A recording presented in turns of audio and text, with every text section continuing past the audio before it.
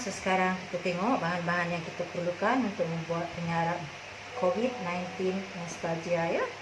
Okey. Tepung serbaguna atau tepung gandum saya gunakan 2 cawan dan tambah lagi 1/4. Tepung beras 1 cawan. Tepung pulut 3/4 cawan. Dan gula apung 1 cawan. Pastikan anda gunakan cawan yang sama ya.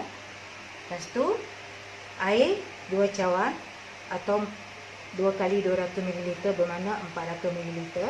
So air tu pastikan air suam untuk anda membancuh gula apung, untuk cairkan gula apung ya. Okay, sebelum kita bancuh adunan, so kita kena ayak tepung terlebih dulu ya. Satukan semua sekali tepung gandum.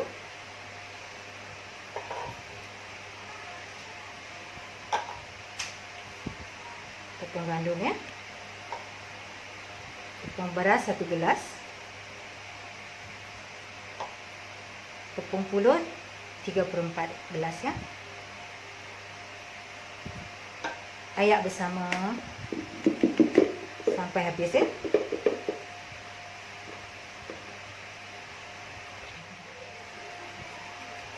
Ayak sampai habis. Okay.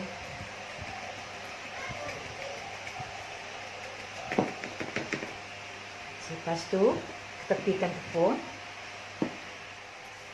Okey, sekarang kita cairkan gula apung, tuang ke dalam mangkuk. Untuk pengetahuannya, gula apung ni dia memang likat macam ni. So sebab tu kita nak kena cairkan, gunakan 2 gelas air atau 400 ml ya. Okey, sekarang kita cairkan gula apung dengan menggunakan 400 ml air ataupun 2 cawan. Sebenarnya 200 ml air dalam cawan ni sama dengan secawan air ni. So anda boleh guna sama ada ukuran untuk 200 ml ataupun gunakan cawan yang sama dengan cawan untuk saya ukur benda-benda lain tadi ya, bahan-bahan yang lain tadi. Okey, mari kita cairkan dulu gula apung.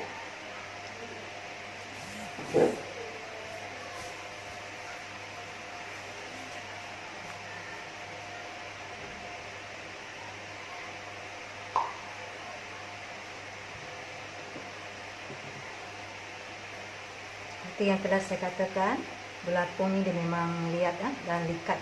So kita kena cairkan menggunakan air panas. So harap-harap anda di luar sana bertabahlah ya.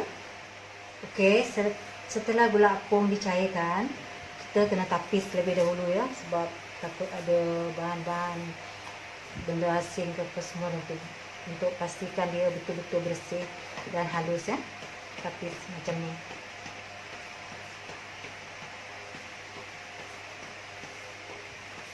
Nampak tak? Kita kena tapis gula apung sebab kita nampak kan ada bahan-bahan asing dalam tu. Sebab gula apung ni ialah gula apung yang dibuat secara tradisional ya. So kita kena bersihkan. So baru boleh guna air gula apung ni untuk membancuh adunan. Sekarang kita bancuh adunan dengan tepung yang telah diayak tadi. Kita tuang sikit demi sedikit ya. Lepas tu kita bancuh.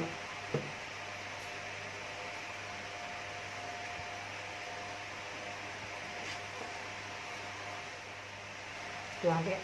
Tuangkan sikit demi sedikit. Bancuh lagi. Secara berperingkat-peringkat ya. Okey guys. So selepas kita bancuh, lebih kurang begini adunan dia ya. Tapi adunan ni belum siap. So kita kena bancuh lagi sehingga kita mendapatkan kepekatan adunan yang sesuai untuk kita menggoreng ya. So kita tambahkan lagi sehingga adunan itu menjadi halus.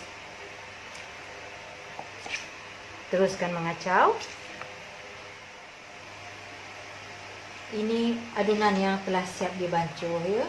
So adunan ini kita perlu tapis dengan pelapis ni ya. untuk mendapatkan adunan yang halus dan bersih.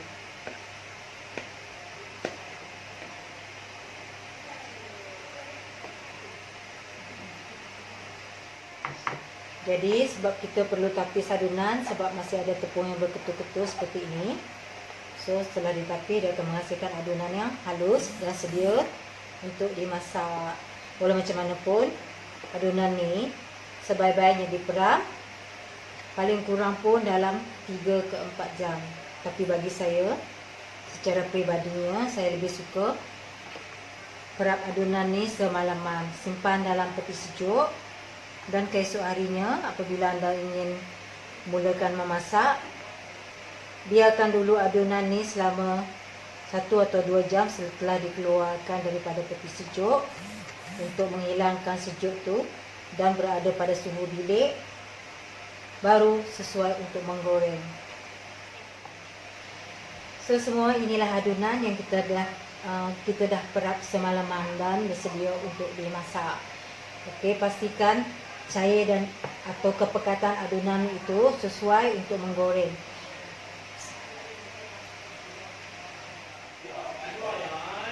Untuk menentukan sama ada adunan anda tu sesuai atau cukup kepekatannya, so anda boleh buat seperti ini.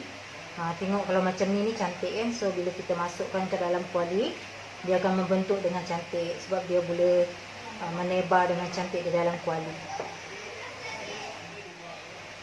Okey, di sini saya sediakan tips tambahan bagi sesiapa yang akan memerap adunan tu selama semalaman di dalam peti sejuk. Apabila anda mengeluarkan adunan tu, walaupun selepas anda biarkan 1 atau 2 jam, adunan tu akan lebih pekat daripada sebelumnya. So anda boleh menambahkan air gula ataupun menyediakan air gula tambahan untuk memastikan adunan tu cair seperti sebelumnya atau seperti ini, baru boleh mula menggoreng. Okey, sekian, terima kasih. Okey, sekarang kita akan memasak penyarang kulit ya, atau menggoreng. So biasanya saya akan gunakan begini untuk saya letakkan penyaram, ataupun saya boleh gunakan ni untuk menapis minyak ya. Okey, mari kita cuba.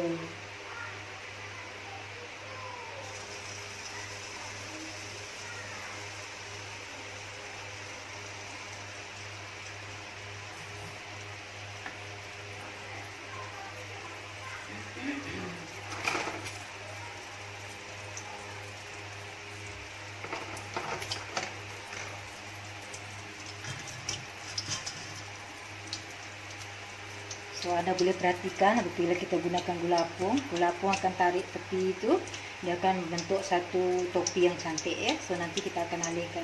So pastikan anda gunakan api yang perlahan sebab jika api terlalu kuat, bentuk tu tak akan menjadi. Dan minyak jangan terlalu banyak ya, sebab kalau minyak yang terlalu banyak pun bentuk penyaram tu tak akan begitu menjadi. Okey, sekarang kita tunggu